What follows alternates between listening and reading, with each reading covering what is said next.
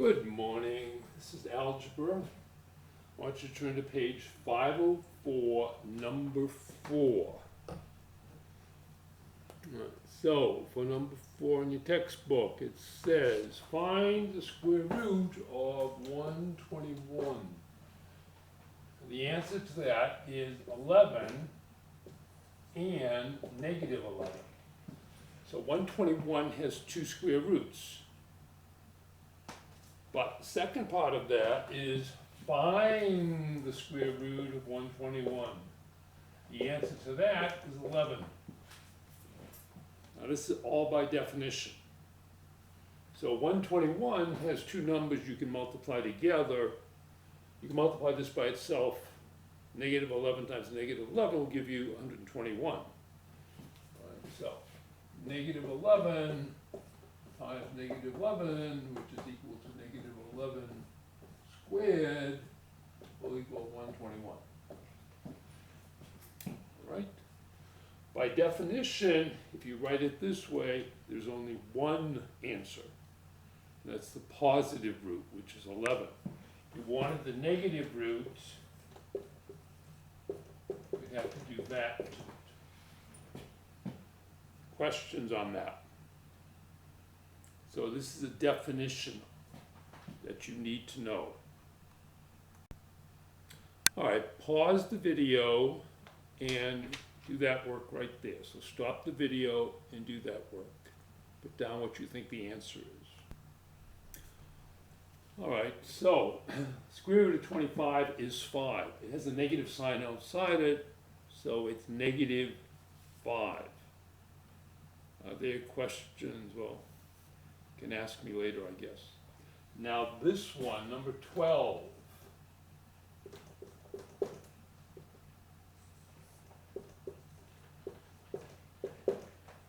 What does that equal? Remember, whatever you put here multiplied by itself is going to give you what's underneath the radical sign. So take a look at it, think about it for a moment, pause the video. Okay, the answer is not a real number because there's no number you can put out here. Negative 5 times negative 5 will give you a positive 25. So there's no number you can put out here which when squared, which means multiplied by itself, will give you negative 25. You can do this to it. Say the square root of negative 1 is equal to what we call I. This now would become, so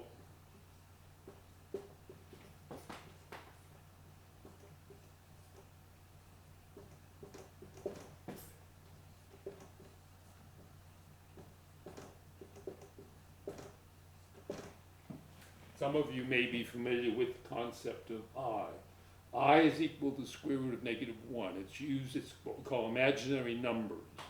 It's used in electronics. So the square root of negative 25 could be equal to the square root of negative 1 times the square root of 25, because when you multiply radicals, it's this, what we call the radicand times this radicand, which would bring you back to the negative square root of negative 25. Substitute I, take the square root of 25, which will be positive, so it's going to be 5I. Okay. Try number 14. Pause the video. Let me give you a hint. Square root of 9 over 16 is equal to square root of equals to 3 over 4. All right.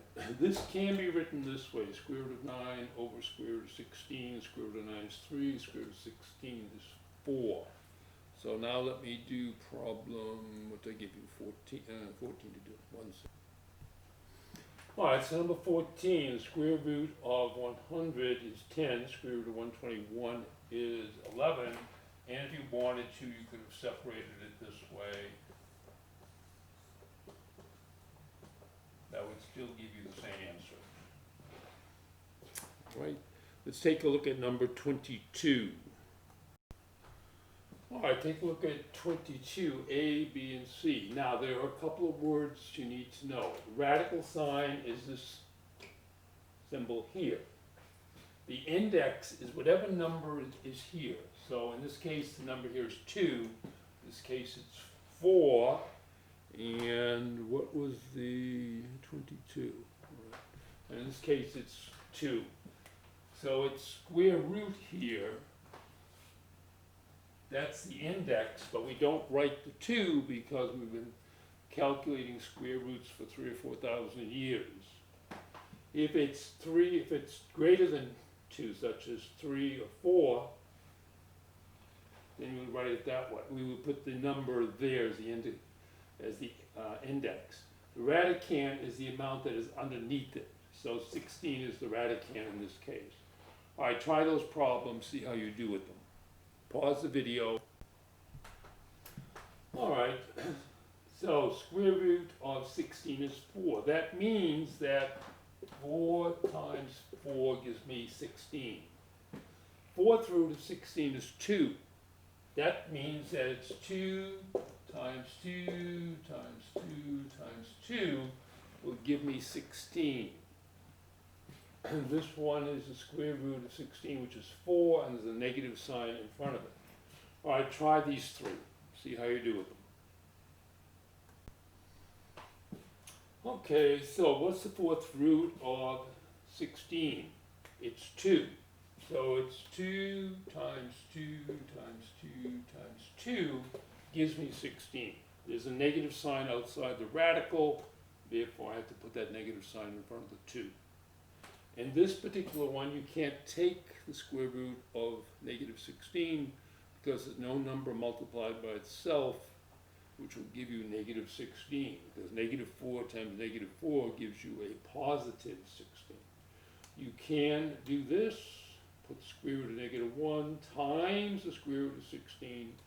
This will convert to I. Square root of 16 is 4. If you get asked what's the square root of negative 16, tell them it cannot be done without imaginary numbers. Then if you want to sound sophisticated, you can tell them the answer is 4i. All right, this one is the same thing, because when the index is even, okay, if you had a number out here, there's no number multiplied by itself 4 times that will give you a negative 16. You can again do this, and the 4th root of 16 is 2, and the square root of negative 1 is I. Okay, the index, remember it's called the index. We don't want to use the radical sign, we can make the index into a fractional exponent. So 16 to the 1/4 means the same thing as this, and your answer is going to be 2. All right, now change this one, remember what the index is, to a fractional exponent. Pause the video, try it, think about it, and then turn the video back on. All right, negative square root of 16 is going to be negative 16 to the 1/2. Now the 1/2 applies only to the 16. All right, so I can do this if I want. 1/2, 16 to the 1/2, which is going to give me negative 4.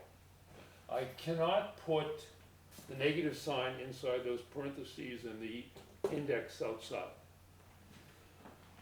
All right, how about taking a look at number 76.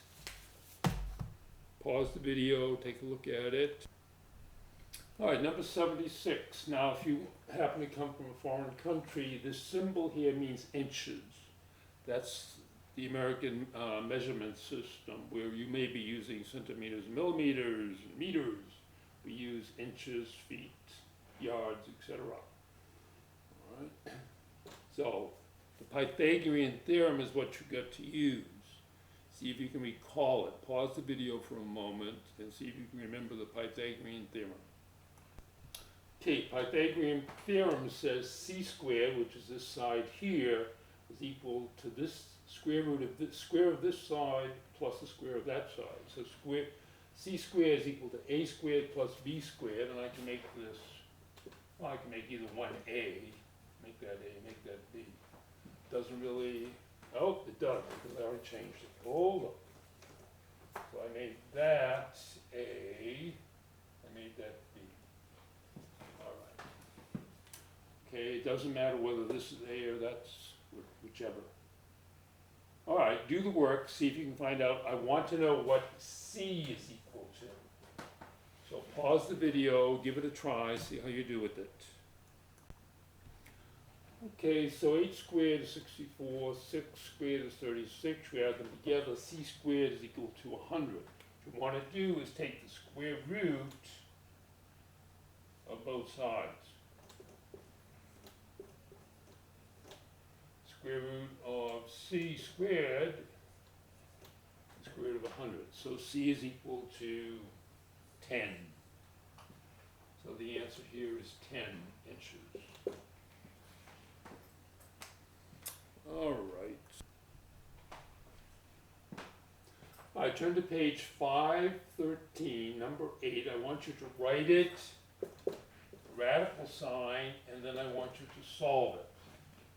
So we talked about making the index into a fractional exponent. Now make the fractional exponent into the index for the radical sign. Pause the video, give it a try, see how you do with it, think about it.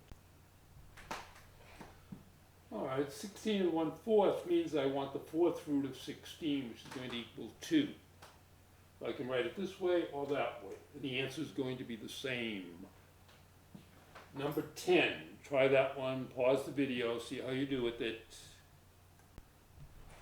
All right, for number 10, it's negative 16 to the 1/4, which is negative fourth root of 16, which is, fourth root of 16 is 2. You got to bring over the negative sign. So try problem number 12.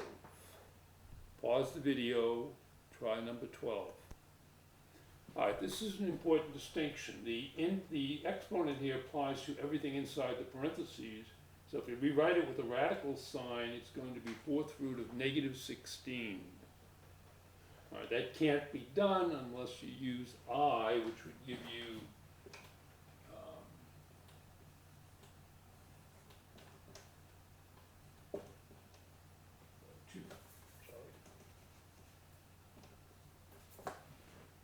so you have 2I.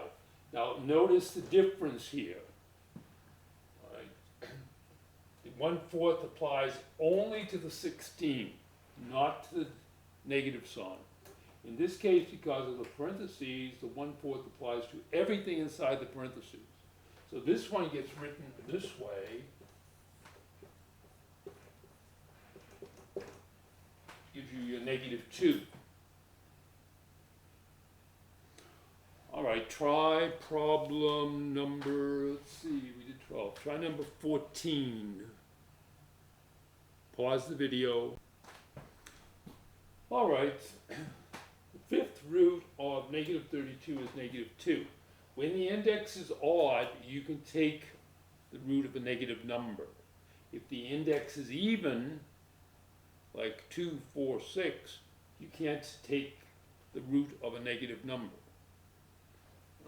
Do this because negative 2 times negative 2 times negative 2 times negative 2 equals negative 32. You could also write this way. Turn that up.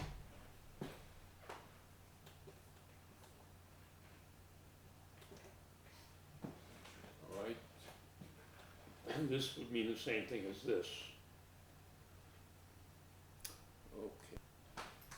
Okay, number 22, 81 to the 3/4 means 4 is the index. So it's the fourth root of 81, and then you're going to raise that answer to the third power. You could also do it this way, which would be 81 to the third power, and then you want the fourth root of that, but I don't advise it because you end up with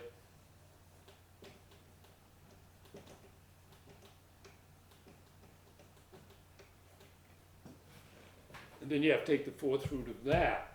Whereas here, you're going to get 3 to the third, which is going to give you 27. That's the easier way of doing it. All right, try number 22B. All right, we'll finish these next class, but this one, negative 81 3/4. The exponent does not apply to the negative sign, so you write it this way, and you proceed. The fourth root of 81 is 3. 3 times 3 is 27, and you carry over the negative sign. Here's your homework. You have a quiz on Alex.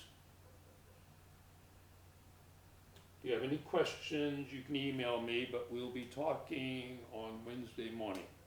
Have a great day. Be safe.